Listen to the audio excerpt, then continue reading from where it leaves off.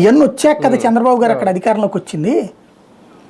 అట్లాగే మైత్రివనం చంద్రబాబు గారు వచ్చాక పెట్టారా, అంతకుముందే ఉందా? 70లో నుంచినే ఉంది కదా అది. అంటే మరి ఆ రోజుల్లో కంప్యూటర్ ఇన్స్టిట్యూట్స్ కంప్యూటర్ ట్రైనింగ్ లేకుండా మైత్రివనం పెట్టారా? అదేమన్నా అంత ముందు ఏమన్నా పురుగులు బజ్జీలు వేసుకునే సెంటరా?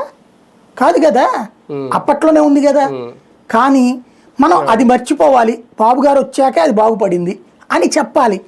ఇది వీళ్ళకి తెలిసి ఉండకపోవచ్చు, ఎందుకంటే వీళ్ళు మనం చిన్నప్పటి నుంచి ఏం నేర్చుకుంటాం, మన పెద్దోళ్ళు ఏం చెప్తారో అదే నేర్చుకున్నారు కాబట్టి, వీళ్ళ తల్లిదండ్రులు కూడా రాజకీయపరమైనటువంటి ఫీలింగ్లో ఉన్నోళ్ళు కాబట్టి అదే దాంట్లో ఉన్నారు.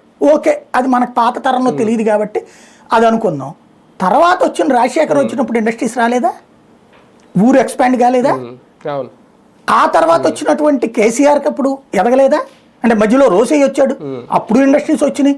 కిరణ్ కుమార్ రెడ్డి వచ్చాడు, అప్పుడు ఇండస్ట్రీస్ వచ్చినాయి. తర్వాత కేసీఆర్ వచ్చాడు, అప్పుడు ఇండస్ట్రీస్ వచ్చినాయి. ఇప్పుడు రేవంత్ వచ్చాడు, ఇండస్ట్రీస్ వస్తున్నాయి. మరి ఇంకేంటి అక్కడ? బాబు ఫేస్ చూసి రావడం ఏంది? ఆ ప్రయత్నంలో బాబు గారు కూడా ఒకటి. అంటే హైదరాబాద్ అభివృద్ధిలో బాబు గారి పాత్ర కూడా ఉంది.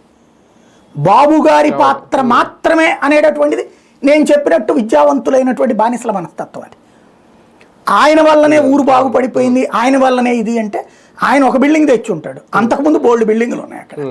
అది సరే, వాళ్ళ విచక్షణకు వదిలేద్దాం. నెంబర్ 2 వచ్చేటప్పటికి మరి ఇప్పుడు ఎందుకు తేలేకపోతున్నారు? ఫేస్ ప్రకారం అయితే కనుక 2014-19లో ఎందుకు తేలేదు? అప్పుడు పోయిన జగన్ కూడా రాలేదుగా. ఇప్పుడంటే పోయిన జగన్ చూసి నన్ను రాలేదని అబద్ధం ఏదో చెప్పచ్చు ప్రజల్ని. 14-19 మధ్యలో ఎందుకు రాలా? అప్పుడు